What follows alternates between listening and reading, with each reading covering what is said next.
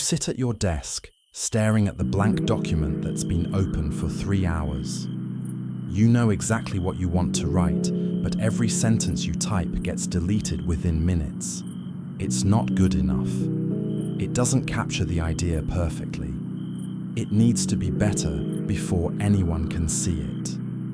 Meanwhile, your colleague just published their 3rd article this month. It's not perfect. In fact, you can spot several ways it could be improved. But it's out there, getting read, generating discussion, building their reputation. And you're still staring at a blank page. This is the perfectionism paradox. The very standards that are supposed to ensure excellence are preventing you from creating anything at all. The drive to make everything perfect is making everything worse. But here's what most people don't understand about perfectionism. It's not really about standards or quality. It's about fear disguised as conscientiousness. It's about psychological safety masquerading as dedication to excellence. The psychology of perfectionism reveals patterns that will completely change how you think about achievement, progress, and what it actually means to do your best work. Because the difference between high standards and perfectionism isn't just academic.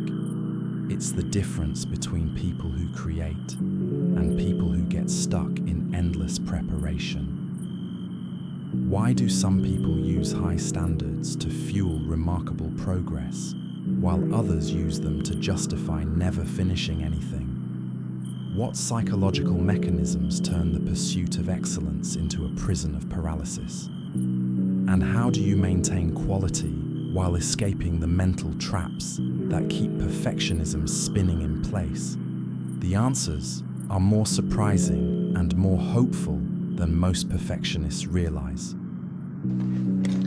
You'll probably get to dance the pas de quatre again. That's such a wonderful part. Or maybe he'll make you a big swan. Either way, You'll shine. you know, everything will be better in the morning. It always is. Sweet girl. The psychology behind the pattern. Perfectionism isn't what it appears to be on the surface. While it looks like dedication to excellence, psychological research reveals it's actually a complex defense mechanism against deeper fears about competence, worth, and acceptance. Understanding this distinction is crucial because perfectionism and high standards, while they might look similar from the outside, operate from completely different psychological foundations and produce completely different results. High standards emerge from confidence and growth mindset. When you have high standards, you believe you can improve, you're willing to learn from feedback, and you understand that excellence is a process of iteration and refinement. High standards motivate action because they're focused on progress rather than protection. Perfectionism, on the other hand, emerges from anxiety and fixed mindset. When you're operating from perfectionism, you believe your capabilities are static. Feedback feels like judgment of your fundamental worth, and you unconsciously equate not perfect with not good enough to try. Perfectionism inhibits action because it's focused on avoiding the psychological pain of criticism or failure. This difference in psychological foundation explains why perfectionism and high standards produce such different outcomes, even when the surface behaviors look similar. The perfectionist might spend weeks researching and planning a project, telling themselves they're being thorough and responsible. But the underlying psychology is often, if I plan enough, I can avoid making mistakes that would prove I'm not as capable as I need to be. The person with high standards might spend the same amount of time planning, but their underlying psychology is, if I plan well, I can create something valuable and learn from whatever challenges emerge during execution. Both approaches might involve careful preparation, but one is driven by confidence in their ability to handle imperfection, while the other is driven by terror of imperfection being discovered. This psychological difference creates completely different relationships with the creative process. High standards enhance creativity because they provide direction without creating paralysis. Perfectionism stifles creativity because the fear of making something imperfect prevents you from making anything at all. Research in psychology has identified several core fears that drive perfectionist patterns, and understanding these fears is essential for anyone who wants to maintain quality while escaping the perfectionism trap. The first fear is evaluation anxiety, the terror that others will judge your work and find it inadequate. This fear makes sense in certain contexts, but perfectionism takes it to extremes where the anxiety about potential criticism becomes more powerful than the motivation to create value. The second fear is competence doubt, the secret worry that you're not actually as capable as you need to be, and that attempting challenging work will expose this inadequacy. This fear drives endless preparation and research because it feels safer to keep learning than to test your actual capabilities. The third fear is error catastrophizing, the unconscious belief that making mistakes will have devastating consequences for your reputation, relationships, or future opportunities. This fear makes any imperfection feel existentially threatening rather than simply informative. The fourth fear is imposter anxiety, the suspicion that you don't really belong in your field or role, and that producing imperfect work will reveal you as a fraud. This fear makes perfectionism feel like a necessary protection against being found out.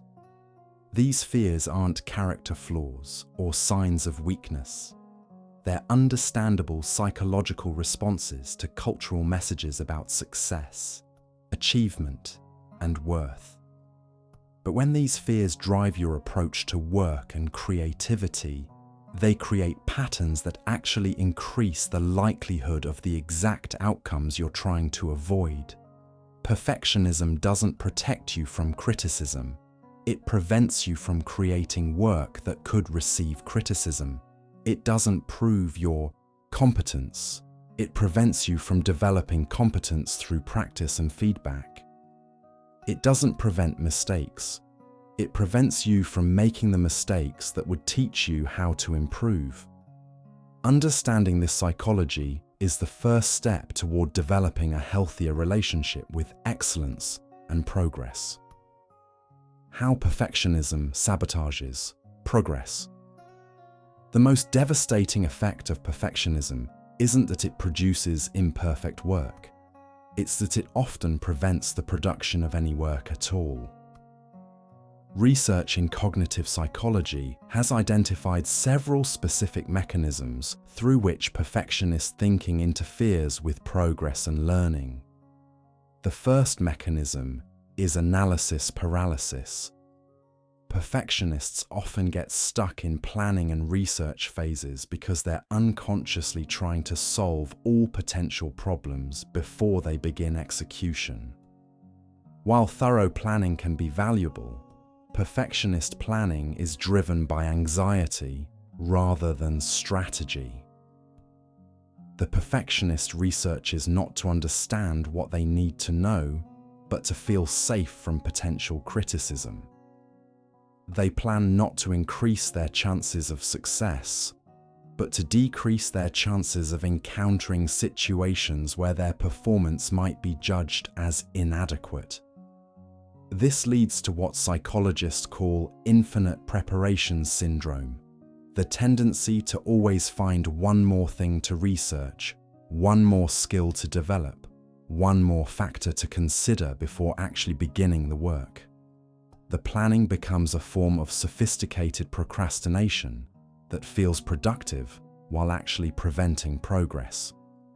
The second mechanism is binary thinking about quality.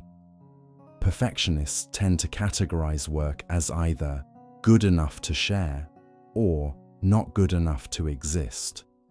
This binary creates an impossibly high threshold for completion because it doesn't allow for the natural process of iterative improvement. In reality, most valuable work emerges through a process of creating rough drafts, getting feedback, and refining based on real-world testing. But perfectionist thinking makes this process feel like failure rather than progress, because the early iterations don't meet the standard of good enough to share. This binary thinking also prevents perfectionists from learning from the most valuable source of improvement: feedback from real users, readers, or audiences. You can't get this feedback until you share imperfect work, but perfectionist psychology makes sharing imperfect work feel like admitting defeat. The third mechanism is effort justification. Perfectionists often unconsciously believe that if something is worth doing, it must be difficult and time-consuming. This creates a psychological trap where efficient progress feels like laziness or shortcuts. If a perfectionist finds a way to complete a project quickly and effectively, they often feel guilty about not putting in more effort, even when additional effort wouldn't improve the outcome. This leads to artificial complexity and unnecessary revisions that don't enhance quality but do consume time and energy. The fourth mechanism is revision addiction. Perfectionists often get trapped in endless cycles of revision because they're never satisfied with their work. Each round of editing reveals new imperfections, which trigger new rounds of editing, which reveal new imperfections. This happens because perfectionist standards are often vague and subjective. Without clear criteria for good enough, every iteration can always be improved in some way. The work never feels finished because the standards for finishing are impossible to meet. The fifth mechanism is context blindness. Perfectionists often lose sight of the purpose and context of their work because they become obsessed with abstract standards of quality.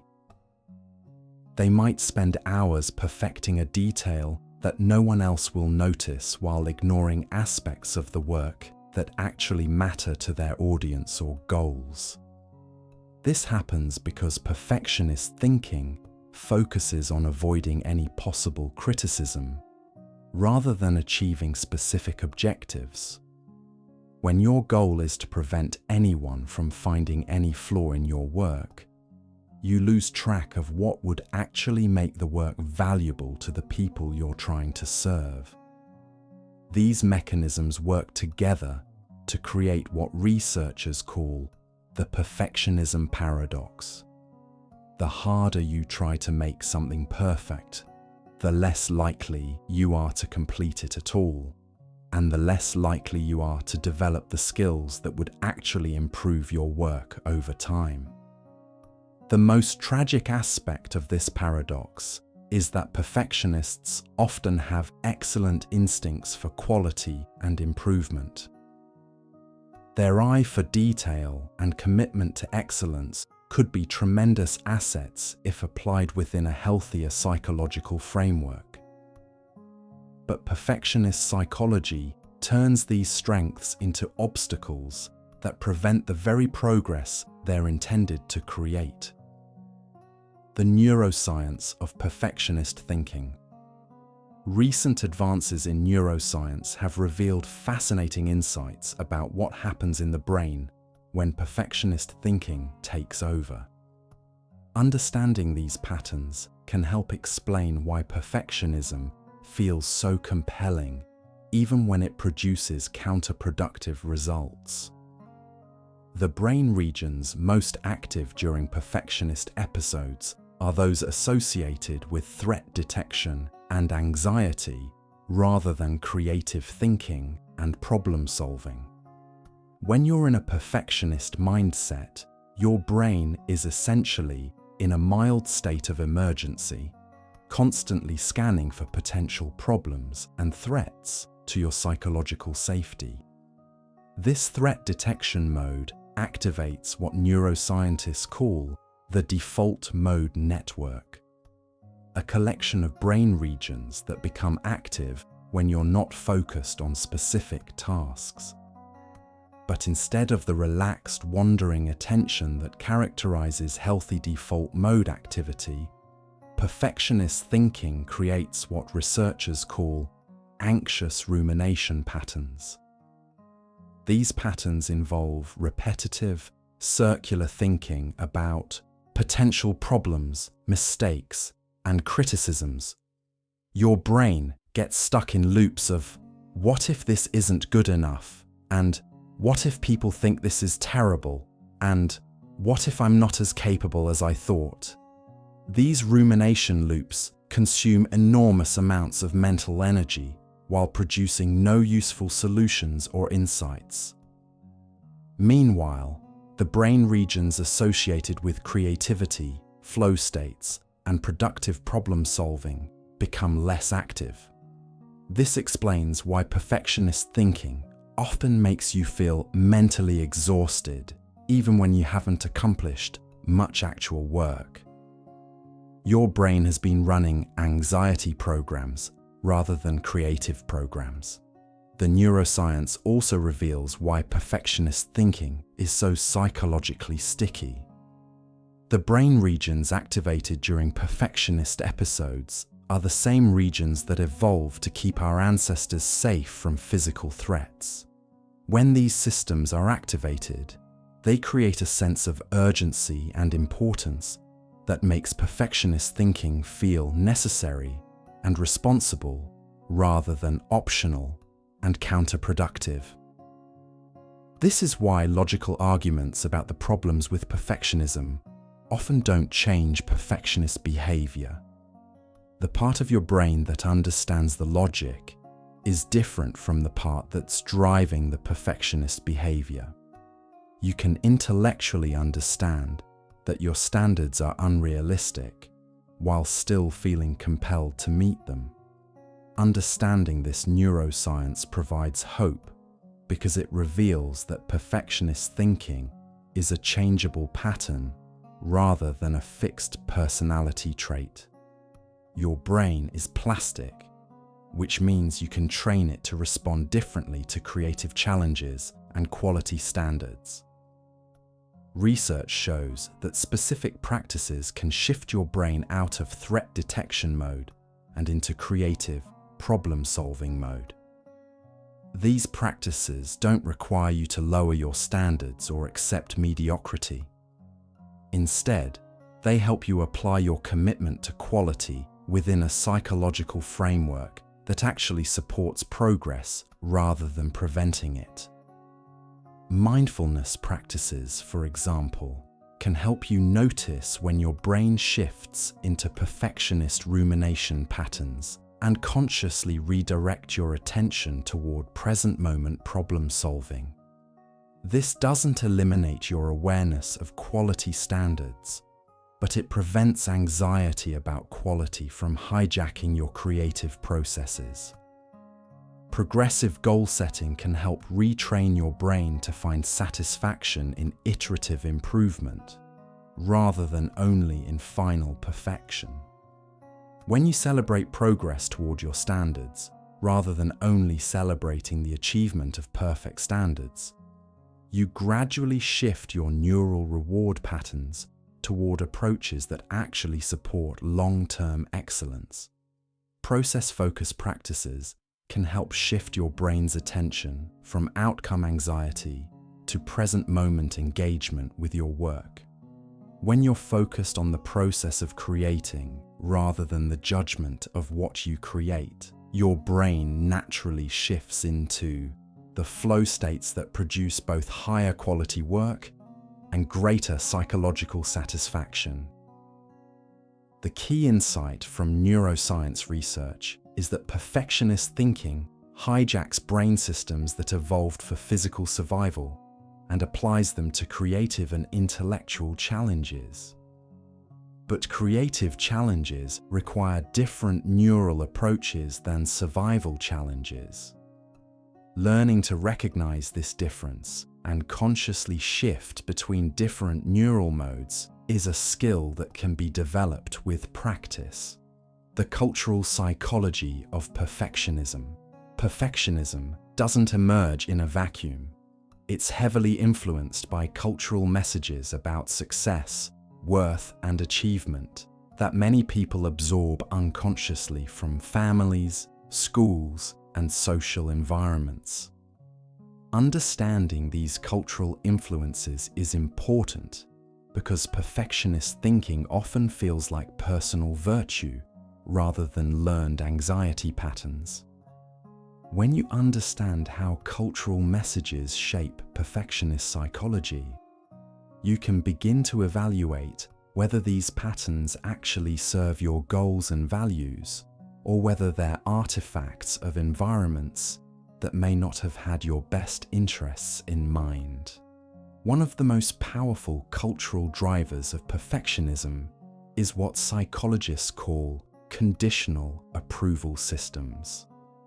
These are environments where love, attention, and recognition are primarily given in response to achievements and performance rather than offered unconditionally.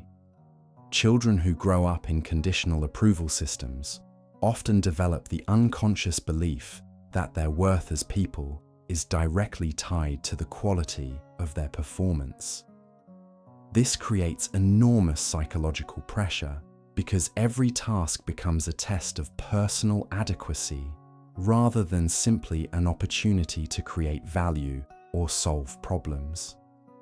Adults who learn their worth through conditional approval often struggle with perfectionism because they unconsciously believe that producing imperfect work will result in rejection or abandonment. Even when their adult relationships and professional environments don't actually operate this way, their psychology still responds as if love and acceptance depend on perfect performance. Another cultural driver is comparison culture, environments where success is defined primarily in relation to other people's achievements rather than in terms of personal growth or contribution. Social media amplifies comparison culture by providing constant access to other people's highlight reels and peak achievements. When success is defined through comparison, perfectionism becomes a strategy for avoiding the psychological pain of unfavorable comparisons. If your work is perfect, no one can do it better than you. But this logic is flawed because perfection is impossible, which means comparison-driven perfectionism is a strategy that's guaranteed to fail. A third cultural driver is binary achievement thinking, the belief that work is either successful or failed. People are either winners or losers, and outcomes are either good or bad. This binary thinking eliminates the psychological space for learning, experimentation, and iterative improvement. When achievement is seen as binary, perfectionism becomes a strategy for ensuring you land on the successful side of the divide. But this strategy backfires because it prevents the kind of trial and error learning that actually leads to high performance over time. Educational systems often reinforce perfectionist thinking through grading structures that punish mistakes rather than rewarding learning. When students are taught that errors result in lower grades rather than valuable feedback, they learn to avoid situations where errors might occur. This translates into adult perfectionism, where the goal becomes avoiding mistakes rather than maximizing learning and contribution. Professional environments can also reinforce perfectionism through cultures that punish visible failures more than they reward creative risk-taking. When organizations say they value innovation but actually penalize unsuccessful experiments, employees learn that perfectionist approaches feel safer than bold attempts that might not work. Understanding these cultural influences doesn't mean blaming families, schools, or organizations for perfectionist patterns. Most of these systems develop their approaches with good intentions, and many people thrived within them. But it does mean recognizing that perfectionist thinking often reflects learned responses to specific environments, rather than universal truths about how excellence works. This recognition creates freedom because it means you can consciously choose different approaches based on your current goals and circumstances, rather than unconsciously following patterns that may have been adaptive in previous environments but aren't serving you now. The most psychologically healthy cultures around achievement tend to emphasize growth over perfection, learning over performance, and contribution over comparison. These cultures maintain high standards while creating psychological safety for the experimentation and iteration that actually lead to excellence over time. Types of perfectionism. Psychological research has identified several distinct types of perfectionism, each with different causes, characteristics, and effects on performance and well-being. Understanding these differences is crucial because not all perfectionist patterns are equally problematic, and effective approaches to change need to be tailored to the specific type of perfectionism you're experiencing. The first type is self-oriented perfectionism, setting unrealistically high standards for yourself while being relatively accepting of other people's imperfections. This type is often driven by personal anxiety about competence and can lead to high achievement in some contexts, but it frequently comes with significant psychological costs, including anxiety, burnout, and difficulty enjoying accomplishments. Self-oriented perfectionism often develops in people who received mixed messages about achievement during childhood. They learned that excellence was important and achievable, but they also absorbed anxiety about whether they were capable of meeting high standards consistently. The second type is other-oriented perfectionism, expecting unrealistically high performance from other people while being relatively accepting of your own limitations. This type often develops in people who learn to manage anxiety by controlling their environment and the people around them. Other-oriented perfectionism can damage relationships and team dynamics because it creates unrealistic expectations for colleagues, friends, and family members. It can also prevent effective delegation and collaboration because perfectionists often believe others can't meet their standards. The third type is socially prescribed perfectionism, believing that other people expect perfect performance from you, regardless of whether this belief is accurate. This type is often the most psychologically damaging because it creates constant anxiety about judgment and criticism while providing no sense of control over the standards you're trying to meet. Socially prescribed perfectionism often develops in people who grew up in unpredictable environments, where approval was inconsistent, or who experienced criticism that felt disproportionate to their actual mistakes. They learn to anticipate harsh judgment, even in situations where such judgment is unlikely. The fourth type is adaptive perfectionism, setting high standards while maintaining flexibility about how those standards are achieved and what constitutes good enough in different contexts.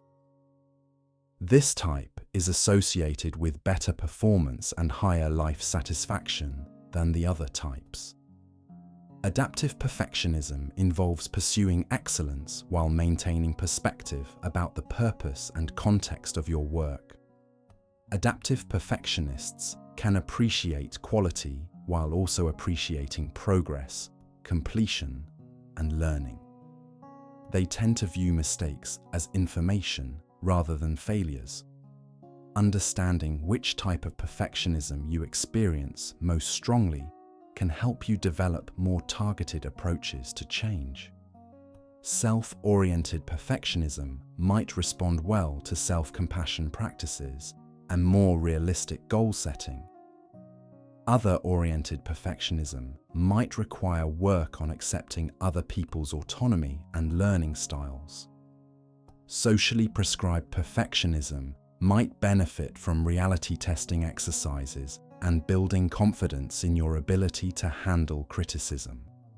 But many people experience combinations of these types, and perfectionist patterns can shift between types, depending on circumstances and stress levels.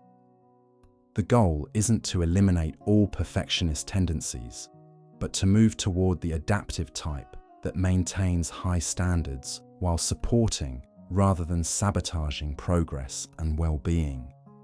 Research consistently shows that adaptive perfectionism is associated with better performance, higher creativity, stronger relationships, and greater life satisfaction than the maladaptive types. This suggests that the problem isn't caring about quality or having high standards. It's the psychological framework within which those standards operate. The difference between adaptive and maladaptive perfectionism comes down to psychological flexibility. Adaptive perfectionists can adjust their standards based on context, purpose, and available resources. They understand that perfect means different things in different situations, and they can appreciate excellence that's appropriate to specific circumstances, rather than demanding abstract ideal performance regardless of context. This flexibility allows adaptive perfectionists to maintain motivation and satisfaction while avoiding the paralysis and anxiety that characterize maladaptive perfectionism. They can strive for excellence while also completing projects, learning from feedback, and enjoying the process of improvement over time. The productivity paradox. One of the most counterintuitive aspects of perfectionism is that it often reduces productivity rather than enhancing it. While perfectionist thinking promises to improve the quality of your work, research consistently shows that it typically decreases both the quantity and quality of output over time. This happens through several mechanisms that are invisible to the perfectionist while they're operating, which is why many perfectionists are genuinely surprised to discover that their commitment to quality is actually preventing them from producing high-quality work. The first mechanism is opportunity cost blindness. Perfectionists often lose sight of the fact that time spent perfecting one piece of work is time not spent creating other pieces of work. While they're revising their first draft for the 10th time, their colleagues are creating third and fourth projects that provide opportunities for learning and skill development. Over time, this creates a compound disadvantage. The perfectionist produces fewer opportunities to practice, receive feedback, and develop expertise. Meanwhile, their less perfectionist colleagues develop skills more rapidly through higher volume of output and more frequent feedback cycles. The second mechanism is learning interference.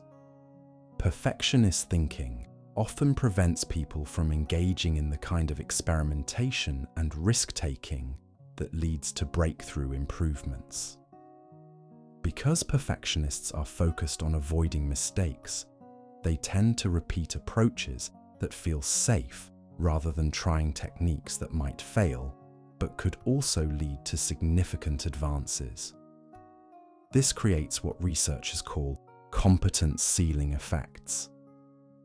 The perfectionist's skills develop up to a certain level and then plateau because they're not willing to risk temporary decreases in quality that come with learning new approaches. The third mechanism is feedback avoidance. Because perfectionists are anxious about criticism, they often delay sharing their work until they believe it's beyond criticism. But this prevents them from receiving feedback during the creative process when it would be most valuable for improving the work. By the time perfectionists share their work, they've often invested so much time and emotional energy that feedback feels threatening rather than helpful. They're more likely to defend their choices than to use criticism for improvement, which reduces the learning value of the feedback they eventually receive. The fourth mechanism is creative constraint. Perfectionist thinking tends to narrow creative possibilities because it makes novel approaches feel too risky. Perfectionists often stick with techniques and formats they've used successfully before, rather than exploring approaches that might produce better results, but could also fail. This constraint prevents perfectionists from developing the creative flexibility that characterizes truly excellent work. They become technically proficient within narrow parameters, but struggle to innovate or adapt to new challenges that require different approaches. The fifth mechanism is energy depletion. Perfectionist thinking is psychologically exhausting because it requires constant vigilance for potential problems and endless evaluation of whether work meets impossible standards. This mental exhaustion reduces the cognitive resources available for actual creative work. Many perfectionists report feeling drained even when they haven't accomplished much, which compounds their anxiety about productivity.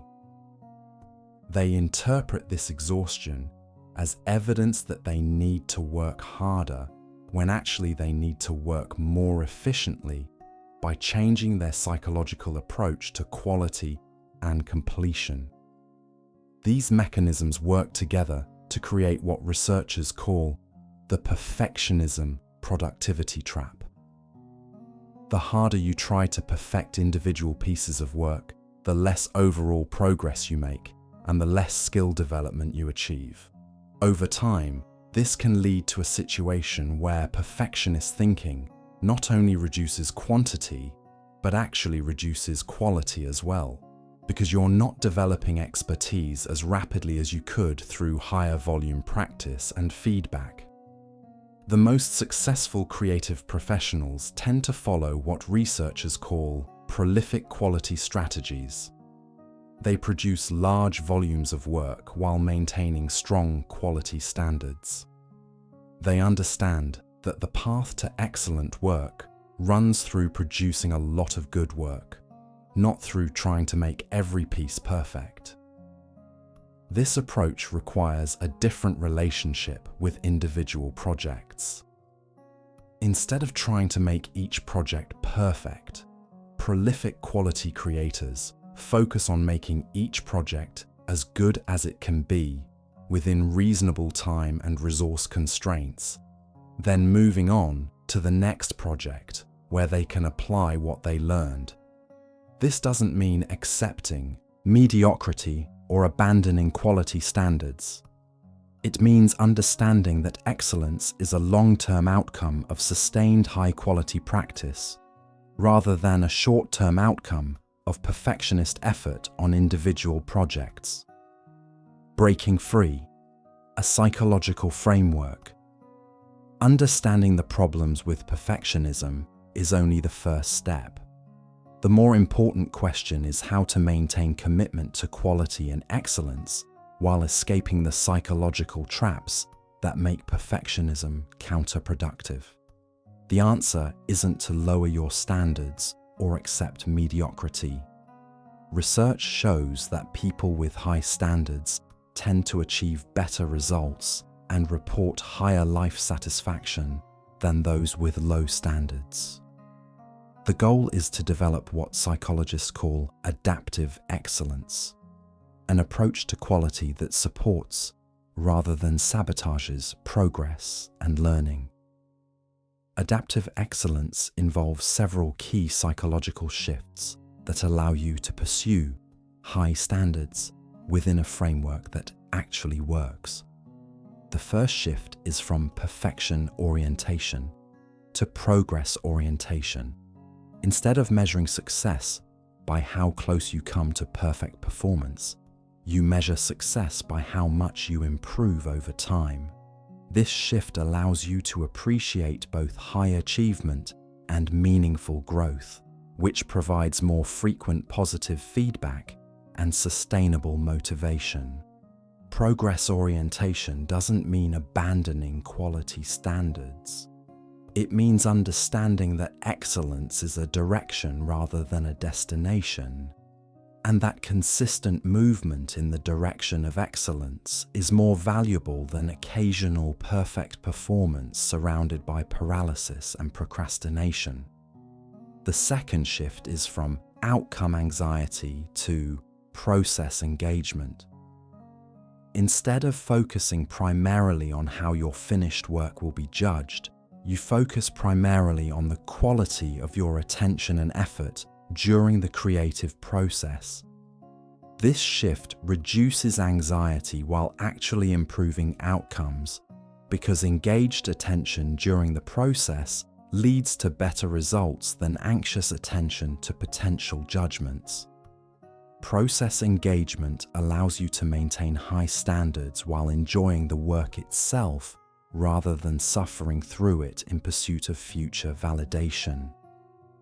This enjoyment isn't just a nice bonus. Research shows that positive emotional states during creative work lead to better creative outcomes. The third shift is from binary quality thinking to contextual quality thinking. Instead of categorizing work as either good enough to exist or not good enough to share, you evaluate quality within specific contexts and purposes. A draft meant for feedback has different quality requirements than a finished product meant for publication. Contextual quality thinking allows you to share imperfect work when sharing would be valuable, while still maintaining high standards for final deliverables. This provides access to feedback and collaboration that perfectionist thinking prevents, while still honoring your commitment to excellence when it matters most. The fourth shift is from error avoidance to learning maximization. Instead of trying to prevent all mistakes, you try to maximize learning from whatever mistakes occur. This shift transforms mistakes from threats to your self-concept into valuable information about how to improve your approach. Learning maximization requires developing what researchers call error tolerance, the ability to handle mistakes without catastrophic emotional reactions.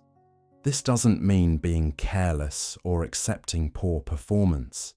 It means understanding that mistakes are inevitable parts of learning, and that your response to mistakes matters more than the mistakes themselves. The fifth shift is from comparison-based standards to values-based standards. Instead of defining quality primarily in relation to other people's work, you define quality primarily in relation to your own values and goals. This shift provides more stable and meaningful criteria for evaluation, while reducing the anxiety that comes from constant social comparison. Values-based standards allow you to appreciate other people's excellent work without feeling threatened by it, and to feel satisfied with your own excellent work without needing to feel superior to others. This creates more sustainable motivation and healthier relationships with colleagues and peers. These shifts don't happen automatically or overnight. They require practice and often involve working through the underlying fears and beliefs that drive perfectionist thinking. But they're achievable changes that can dramatically improve both your productivity and your relationship with your work. The key insight is that these shifts allow you to maintain and even raise your standards while operating from a psychological framework that actually supports excellence rather than sabotaging it. You don't have to choose between high quality and psychological health. You can have both if you understand how excellence actually works in practice.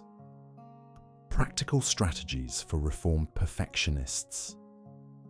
Developing adaptive excellence requires more than just understanding the psychology of perfectionism. It requires practical strategies that help you apply these insights in real-world situations where perfectionist thinking typically emerges.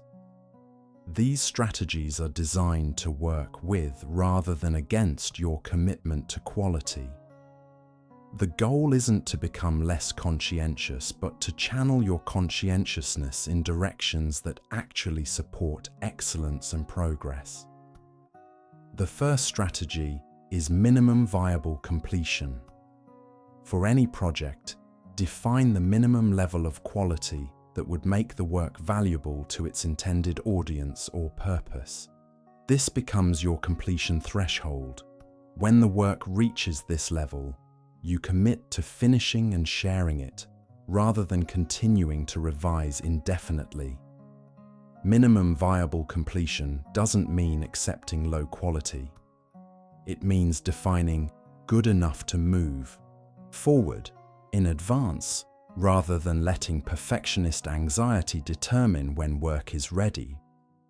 Often, what feels minimum viable to a perfectionist is actually quite high quality to everyone else. The second strategy is time-boxed iteration. Instead of revising work until it feels perfect, allocate specific time periods for revision and commit to stopping when the time expires. This forces you to prioritize the most important improvements rather than endlessly polishing minor details. Time-boxed iteration also helps you develop intuition about how much revision actually improves outcomes. Many perfectionists discover that 80% of the improvement happens in the first 20% of revision time, and that additional revision produces diminishing returns that don't justify the time investment. The third strategy is feedback-driven improvement. Instead of trying to anticipate and solve all potential problems before sharing your work, create early drafts specifically for the purpose of receiving feedback. This transforms feedback from a judgment of your finished work into a collaborative tool for making work better. Feedback-driven improvement requires reframing imperfect early drafts as strategic tools rather than personal failures. When you understand that rough drafts are meant to gather information rather than demonstrate competence, sharing them becomes easier and more valuable. The fourth strategy is experimental mindset. Approach creative work as experiments designed to test hypotheses rather than as attempts to create perfect final products. This mindset makes failure impossible because experiments succeed when they provide useful information, regardless of whether they produce the intended results. Experimental mindset also encourages the kind of creative risk-taking that leads to breakthrough improvements. When you're experimenting rather than trying to perform perfectly, you're more likely to try approaches that could lead to significant advances in your capabilities. The fifth strategy is progress celebration.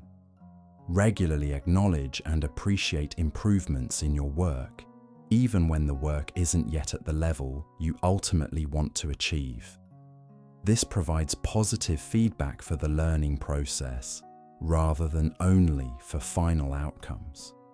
Progress celebration helps retrain your brain's reward systems away from perfectionist patterns toward adaptive excellence patterns.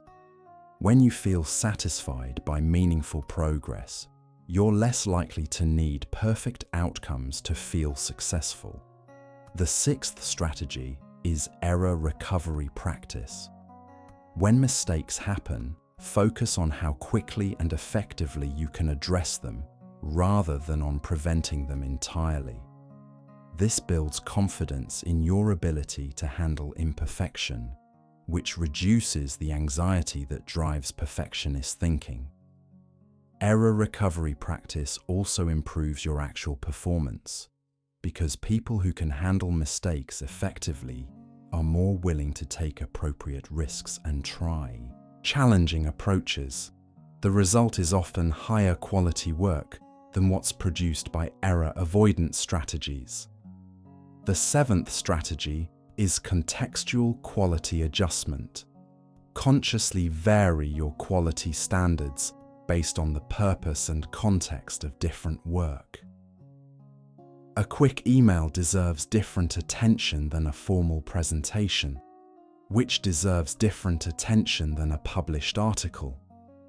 Contextual quality adjustment prevents perfectionist thinking from treating every task as equally important, which leads to both inefficiency and burnout. When you match your effort to the actual requirements of the situation, you can maintain high standards where they matter while preserving energy for work that truly deserves perfectionist attention. These strategies work best when implemented gradually rather than all at once. Choose one or two that feel most relevant to your specific perfectionist patterns and practice them consistently until they become natural habits. Then add additional strategies as your confidence with adaptive excellence approaches increases. The long-term benefits of escaping perfectionism. The benefits of moving from perfectionist thinking to adaptive excellence extend far beyond just completing more projects or feeling less anxious about your work. Research shows that people who successfully transition away from maladaptive perfectionism experience improvements in multiple areas of life that compound over time. The first benefit is creative acceleration. When you're no longer paralyzed by perfectionist anxiety, you can engage in the kind of experimental, iterative work that leads to rapid skill development. Many reformed perfectionists report breakthrough improvements in their capabilities within months of changing their approach to quality and completion. This happens because adaptive excellence provides more opportunities for learning. When you complete more projects, you receive more feedback. When you're willing to experiment, you discover new techniques. When you're not afraid of mistakes, you can push your boundaries in ways that lead to genuine growth. The second benefit is relationship improvement. Perfectionist thinking often strains relationships because it creates unrealistic expectations for yourself and others. When you develop adaptive excellence, you become easier to collaborate with, more enjoyable to be around, and more supportive of other people's learning processes. This improvement in relationships has practical benefits for career advancement and creative collaboration. People prefer working with colleagues who maintain high standards while also being flexible and supportive. Reformed perfectionists often find that their professional opportunities increase as their reputation for being both excellent and collaborative grows. The third benefit is emotional resilience. Perfectionist thinking creates fragile self-esteem because your sense of worth depends on maintaining impossible standards. Adaptive excellence creates more stable self-esteem because your worth comes from your commitment to growth and contribution rather than from perfect performance. This emotional resilience provides protection against the inevitable setbacks and failures that are part of any ambitious endeavor. Reformed perfectionists typically handle criticism, rejection, and disappointment more effectively than their perfectionist counterparts, which allows them to persist through challenges that would discourage perfectionists. The fourth benefit is decision-making improvement. Perfectionist thinking often creates decision paralysis because no option feels perfect enough to choose. Adaptive excellence improves decision-making by focusing on good enough to move forward, rather than perfect enough to guarantee success. Better decision-making has compound effects on life satisfaction and achievement. When you can make reasonable decisions quickly, you spend more time implementing and less time agonizing. This leads to more experience, which leads to better judgment, which leads to better decisions over time. The fifth benefit is energy recovery. Perfectionist thinking is psychologically exhausting because it requires constant vigilance and anxiety.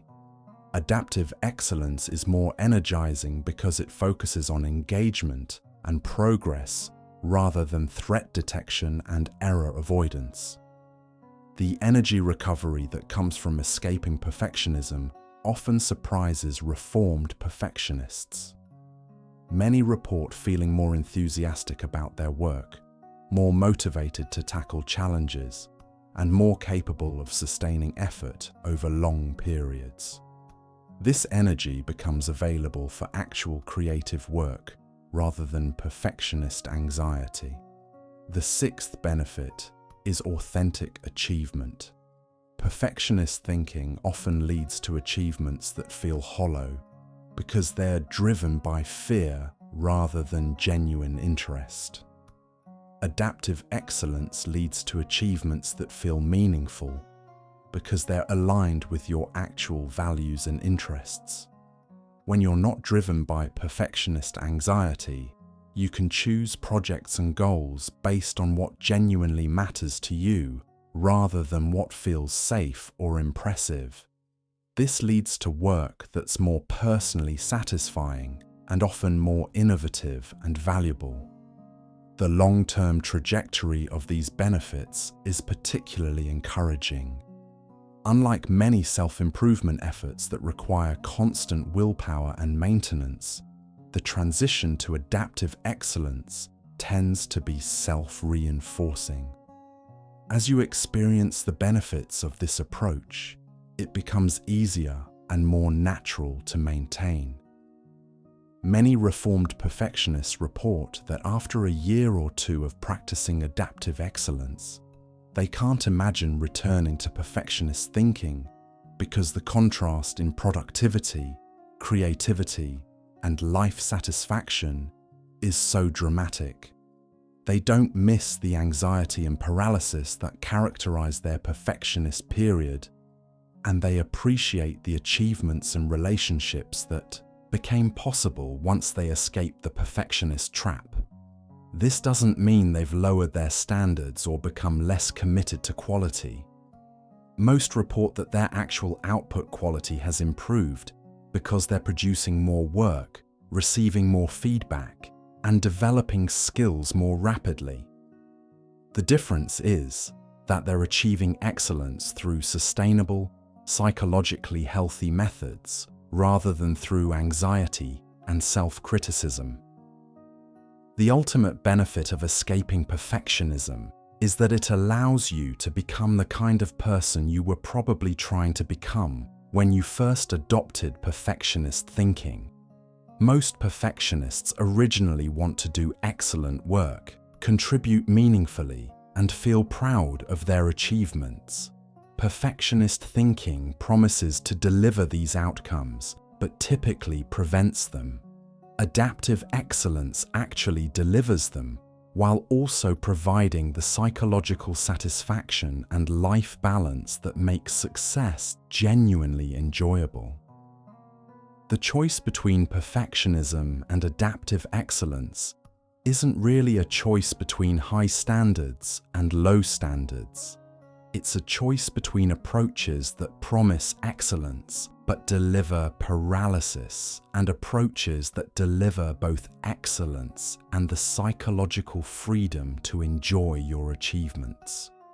When you understand this choice clearly, the path forward becomes obvious. You don't have to sacrifice quality to escape perfectionism. You just have to understand how quality actually works in practice rather than in theory. And when you make that understanding the foundation of your approach to work and creativity, both your output and your experience of creating it improve dramatically. The perfectionist believes that lowering their standards would make them mediocre. But research consistently shows that the opposite is true. Escaping perfectionist thinking while maintaining genuine commitment to excellence is the path to both higher achievement and greater life satisfaction. The choice isn't between perfectionism and mediocrity. It's between perfectionism and excellence.